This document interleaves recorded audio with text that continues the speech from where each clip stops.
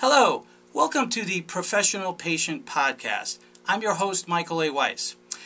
In today's episode, we're going to cover the emotional effects of what I like to call the journey to the road to medical diagnosis. What do I mean by that?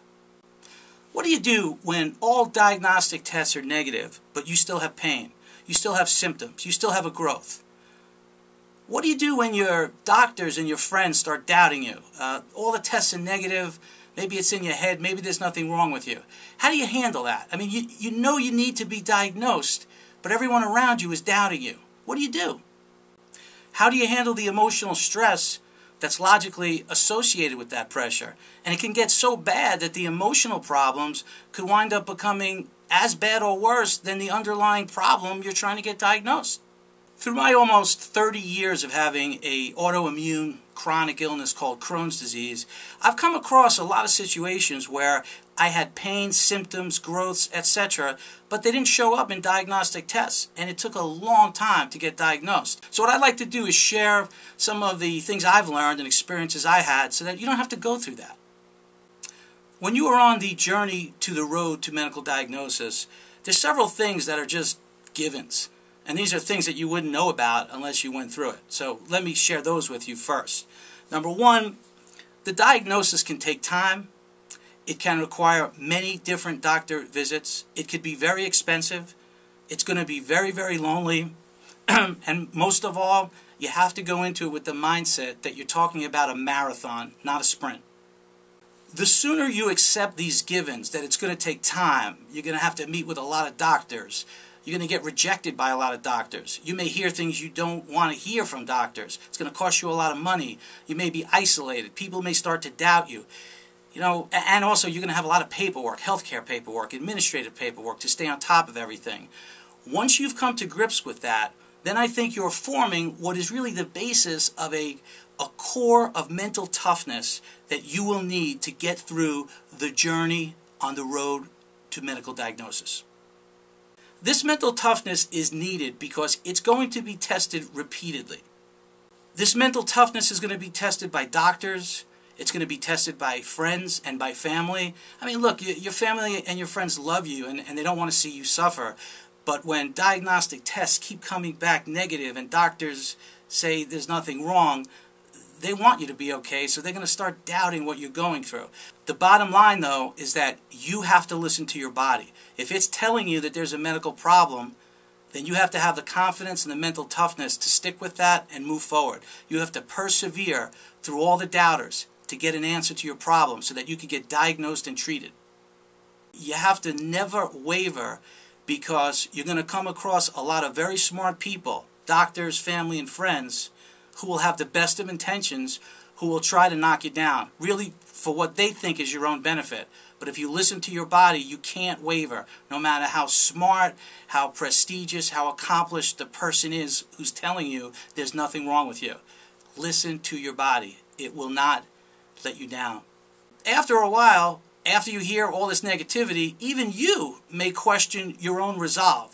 And that's when this core mental toughness is really tested, because you have to look in the mirror and say, this is very difficult. I have to do this. There's something wrong with me. Everyone's trying to help me, but they're not getting to the problem.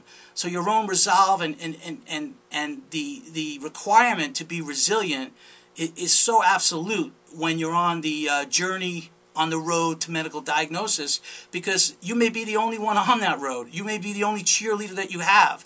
Now, certain diseases, illnesses, and conditions are inherently difficult to diagnose, or they may take years to diagnose, like fibromyalgia, if I'm saying it right, Lyme disease, multiple sclerosis, things of that nature. Also, digestive diseases like Crohn's disease, what I have, or ulcerative colitis, or irritable bowel syndrome, and also, of course, any autoimmune illness.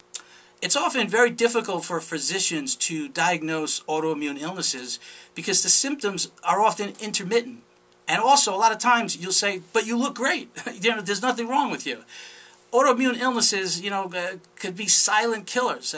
They could cause a lot of problems, and you may not know about them for years down the road. So if you feel a problem, you got to go after it. You got to get an answer. I mean, you may be sitting in a room with a bunch of doctors who are very smart and some very compassionate friends and family. But you're going to be the smartest person in the room, at least with respect to this issue, because it's about your body. No one knows your body like you. I mean, you got the owner's manual to your body. There was only one made and you have it. So you can't waver. You must move forward and listen to your body. But of course, you have to be honest with yourself. I mean, if a lot of doctors are coming to the same conclusion, and then you start to see signs that may be true, then at some point maybe it's time to change course.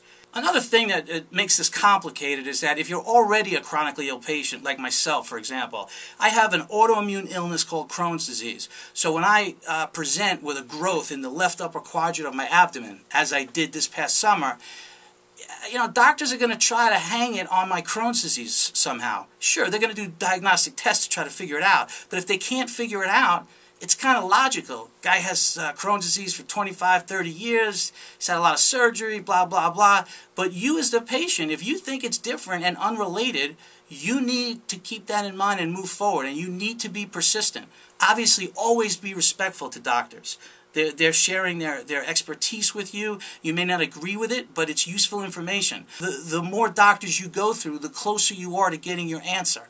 I know maybe it's a Pollyannish way of looking at it, but that's what gets me through the night when that happens. Because sometimes when you leave a doctor's office hoping that this is the one that's going to diagnose you, and they kind of tell you, listen, I think you should be seeing a psychiatrist. I don't really think there's anything wrong with you.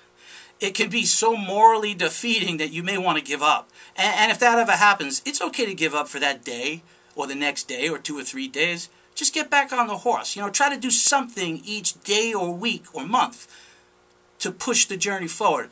Obviously, depending upon the severity of your condition, that may require that every day you do something. But sometimes you have a nagging condition that you want an answer to, and then you have a lot more leeway with that.